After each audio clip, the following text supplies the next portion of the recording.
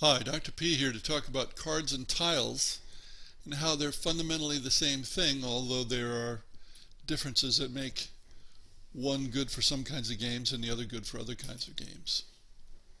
Now, historically, cards that could be shuffled came long after board games because the technology wasn't there to make this kind of stiff or semi-stiff material, certainly not in large numbers. Paper cards existed in China, but they would have been quite fragile and not something you could shuffle. Also, if you're going to make something by hand, which is to say before printing presses, you're going to use a heavier material than paper most of the time, most likely wood. So you might then have tiles rather than cards. Tiles can have different shapes than standard cards. Of course, you could make flexible, heavy paper cards that were odd shapes, and I have seen them in hexagonal shapes and so on, but then you lose the ability to shuffle somewhat. Dominoes are especially sturdy tiles, so are mahjong pieces, which are very thick and not very big, as the illustration shows.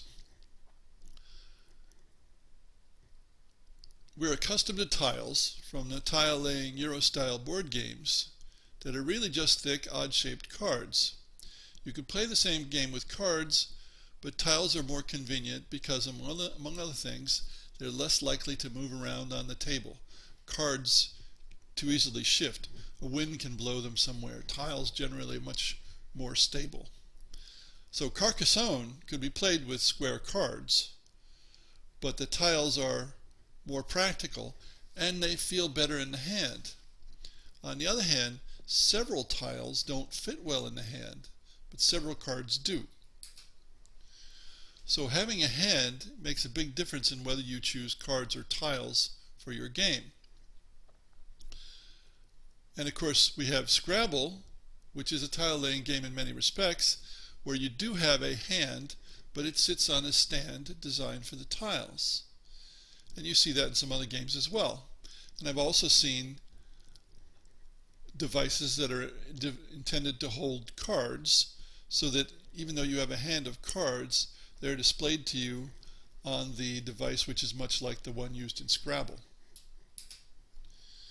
So what are the general differences? The shape. Cards tend to be rectangles and of standard sizes. The thickness and flexibility. Tiles are much thicker and not flexible, so they're hard or impossible to shuffle. Cost. Tiles are generally more expensive. But often, if you want to, you can use one to substitute for the other in a game. Tiles are often part of a larger game, but rarely the only components. Cards are often part of a larger game. But if you have a game that's almost entirely tiles or cards, it's more often cards. Now, think a little bit about card versus tile games. Card games tend to give players a hand of cards. Tile games rarely do. Tile games often require a connection between one tile and the next so that you can lay it on the table, as in Carcassonne. In that sense, there are spatial relationships that are rarely seen in card games.